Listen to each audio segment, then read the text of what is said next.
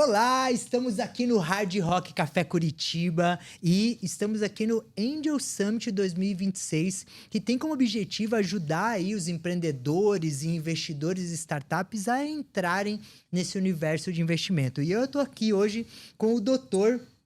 Eduardo Tourinho.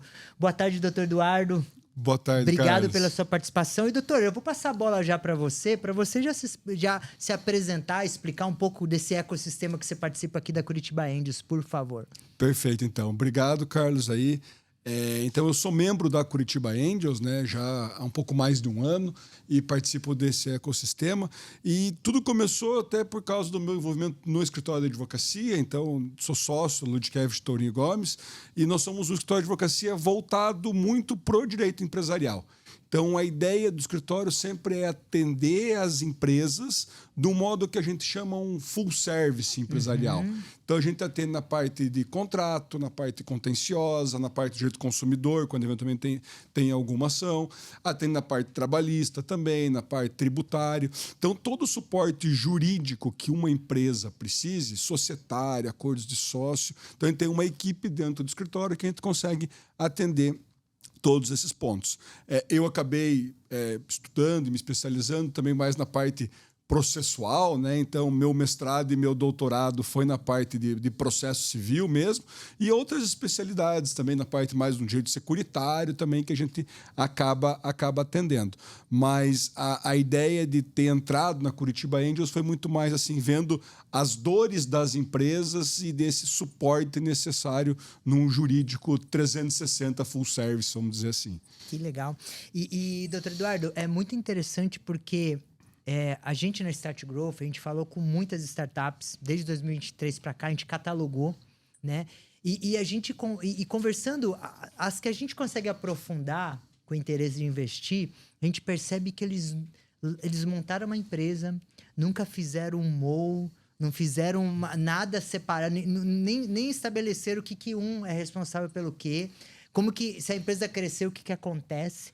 E a gente vê esse como um erro comum, é o que eu vejo lá na Start Growth. Mas a minha pergunta é: o que você vê de maior problema nessas startups, nessas empresas que estão começando, que elas não pensam, não colocam o jurídico para sentar do lado, para estabelecer? O que você vê dos erros primários e até erros complexos que no futuro pode trazer problema?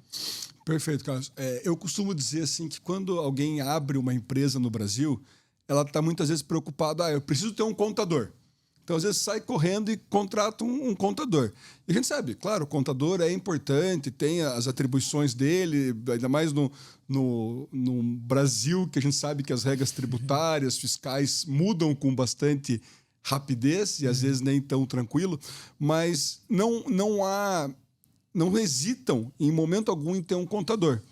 Mas, muitas vezes, o jurídico ele é deixado de lado. Então, se um dia eu tiver um problema, se um dia eu precisar de alguma coisa, eu vou atrás de um jurídico. E ainda a cabeça do brasileiro, vamos dizer assim, ele está muito mais preocupado com essa questão que a gente chama de contencioso, né? Quando já tem um processo judicial ou, eventualmente, uma discussão numa câmara de arbitragem, que também é possível, mas já pensa, deu o problema. O que eu faço agora? Daí sai correndo atrás do advogado. Então, a gente tenta, assim, colocar na cabeça dos empresários a importância de ter um escritório de advocacia desde o início lá, desde a formação. Porque daí... Antes de abrir empresa, né, doutor? Antes de abrir empresa, porque já tem muitas vezes junto com o próprio contador, qual que é o melhor tipo societário que nós vamos abrir para esse determinado negócio? Às vezes muitas fica preocupado numa questão tributária, vou abrir um Simples Nacional e tudo certo. Mas o tipo de tributo não é o mesmo tipo societário. Eu posso ter outros tipos societários que podem ser mais vantajosos. Ou vou formar lá esse contrato social da abertura da empresa. Como que eu vou fazer essa determinada situação? Então, as pessoas, o empresário brasileiro, de modo geral, já começa a rodar, já coloca o avião para voar e depois que o avião já está em velocidade de cruzeiro, tenta fazer algumas coisas que muitas vezes não dá mais certo. Mas essa importância de um advogado que consiga dar esse 360 desde o início é importante para as coisas já iniciarem redondinhas, vamos dizer assim. Exatamente. Eu acho isso fundamental, até, doutor, até vou compartilhar aqui. Eu tive a oportunidade de montar um negócio e foi um negócio que surgiu de uma ideia meio boba com uma sócia e a gente montou o negócio e vamos fazer aqui. Daí ela falou, nem tenho dinheiro para investir. Eu falei, deixa que eu invisto. Entendeu? Eu acabei investindo e era um negócio de infoproduto. Ela era uma expert, ou seja, ela era veterinária, ela entendia do assunto ali a ser falado, e eu entrei como marketing, né? E beleza, só que quando a gente fechou a sociedade e até esse teste que eu ia fazer, a gente falou, cara, vamos fazer um teste para ver o que dá. Vamos, fizemos. Daí começou a dar. Em 18 meses, a gente faturou 1 milhão. A empresa chegou a faturar 1 milhão em 18 meses. E aí, quando chegou 1 milhão, a gente teve um desacordo de sócio. Né? Eu queria crescer de uma forma, com visão de startup. Para ela já estava meio bom o que estava, entendeu? E aí, a gente se desentendeu. E aí, não tinha um acordo de sócios. Não tinha regras pré-estabelecidas. A gente não preveu uma saída assim. E eu aprendi na dor, doutor. Eu aprendi na dor o que é não ter... Porque no final ela virou ainda para mim e falou, cara, mas é meu nome, eu sou expert, como é que eu vou te dar a minha mídia social? E eu falei, eu nem tinha previsto isso, então acabou que eu, para não... Eu falei, cara, beleza, eu vou... Já fiz errado no começo e desisti, né? E a maior prevenção de se fazer isso é tomar esses cuidados que você falou, né? Então, quis compartilhar isso. Você lembra de mais alguma coisa que acontece dos sócios não se alinharem também para contar? E é justamente assim, nesse sentido, né? Quando a sociedade está indo muito bem, tudo está indo certinho, não há nenhum problema, dinheiro entrando, não há desavença, as coisas costumam a não dar problema. O que acontece é que quando, em eventual desencontro de informações, uma pequena rusga, muitas vezes já pode se tornar um problema que não consegue mais se recuperar e ter qualquer saída, vamos dizer assim, né? Muitas vezes ali eu até costumo brincar, é igual construir no terreno da sogra, né? Então, você já construiu lá, não tem muito mais o que fazer. Já tá no nome dela. E depois disso, acaba um casamento, que de certa maneira a sociedade não deixa de ser... O casamento é uma sociedade, né? Dá para se dizer assim. Tem arestas que não voltam mais, não curam mais. Então, muitas vezes acaba sendo complicado. E aí, doutor, eu quero trazer para o nosso mundo aqui de investimentos, né? Que é aquela dor também. O que uma startup tem que tomar cuidado ou se prever antes de captar o investimento, antes de vir aqui na Curitiba Angels e falar, gente, quero um cheque. Né? O que ele tem que se preparar? E qual que é o erro que você vê dessa não preparação também do empreendedor nesse aspecto? O que eu acho bem interessante disso é que muitas vezes as empresas não acham que vai ser só passar o chapéu, receber o dinheiro e vão dar seguimento.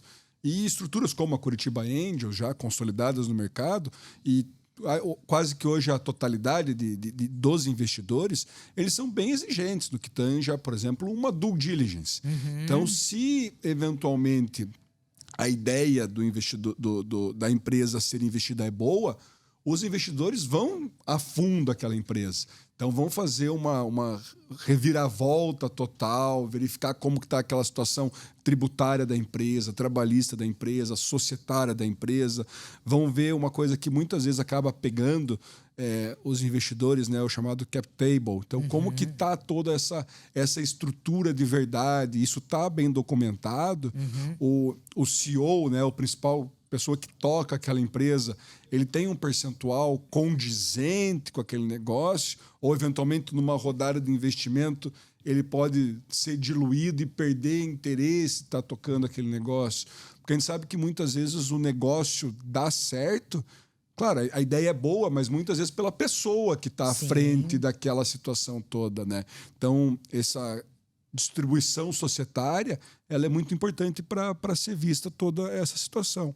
E uma coisa que eu acho bem importante, ainda nessa linha de pessoas, e às vezes não é visto com tanto cuidado, riscos trabalhistas, né? Então a gente pensa assim, riscos trabalhistas, porque além de ter algo escondido ali, algum problema muito grande que pode vir até a respingar nas pessoas dos sócios, às vezes a cultura da empresa também está mascarada por eventuais riscos trabalhistas, né? Então se os sócios conseguem passar uma cultura boa para a empresa, os colaboradores dessa empresa também vão estar vestindo essa camisa, e a gente consegue mostrar aí um fit cultural dos sócios com os seus colaboradores. Isso também entendo que é bem importante para a empresa que vai receber o investimento.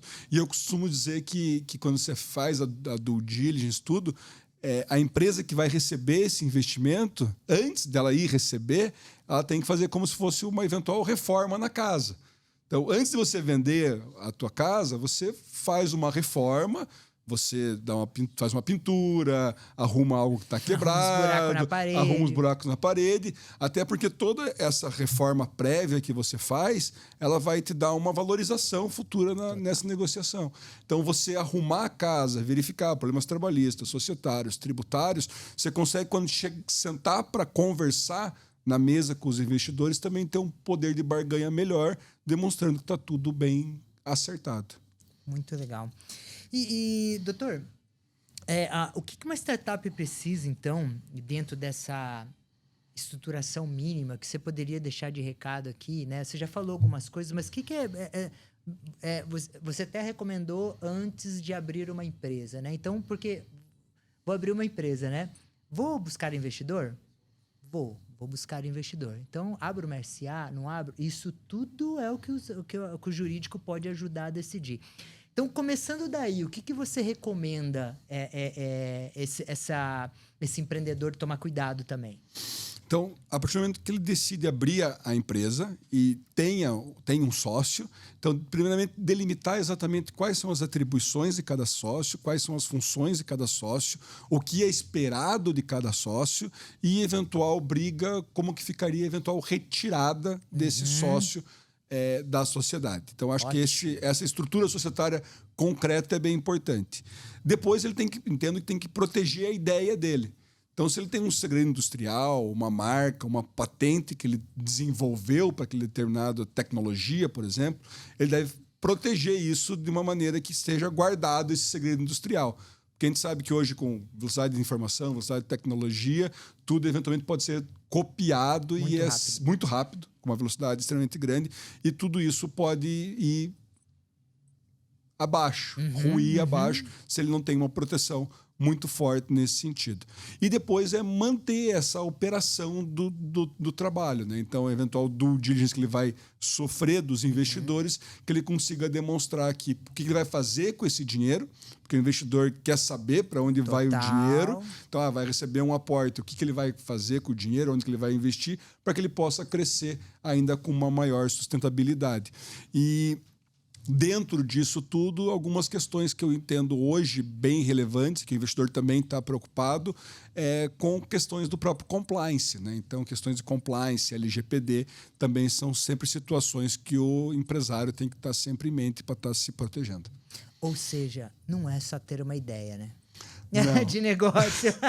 Muitas vezes a ideia é a mais fácil, mas ele conseguir colocar isso em prática e se proteger e fazer isso desenvolver é o que a grande função de um bom founder, né? Exatamente. Doutor Eduardo, muito obrigado pela sua participação aqui nesse podcast do Curitiba Angels Summit, né? E quero deixar uma última palavra, se tiver mais algum recado que você queira deixar aqui para a gente finalizar esse papo para os empreendedores ou para investidores, a palavra é sua, doutor. Eu que agradeço, Carlos, parabéns aí por esse espaço, por esse evento que está sendo muito bom e colocar aí também a Curitiba Angels ao dispor, né? Então a gente faz parte aí da diretoria de portfólio, né? Então a gente recebe startups que estão entendendo que estão no momento pronto para o investimento, então elas podem entrar em contato junto à Curitiba Angels e a diretoria de portfólio analisa essas empresas para ir quem sabe aí para apresentar o pitch. Passa na sua mão lá. Passa na nossa mão lá, junto com o comitê lá que a gente analisa e traz as mais qualificadas para um pitch para os investidores estarem escolhendo. Então, você, investidor, venha fazer parte da Curitiba Angels, porque é muito importante esse espírito de andar sempre em grupo também. Então, estando em grupo, é mais fácil você poder investir nas empresas. Juntos somos mais fortes. E vamos mais longe. E o empresário que quer também essa ideia investida, entre em contato aí também quem tem bons deals a serem feitos. Doutor Eduardo, muito obrigado. E esse, gente, é o Angel Summit 2026, que tem esse objetivo de trazer esse tipo de informação para ajudar tanto os empreendedores quanto investidores aí a fazer melhores negócios. E muito obrigado, doutor Eduardo, mais uma vez. E muito obrigado a vocês aí pela audiência e até a próxima.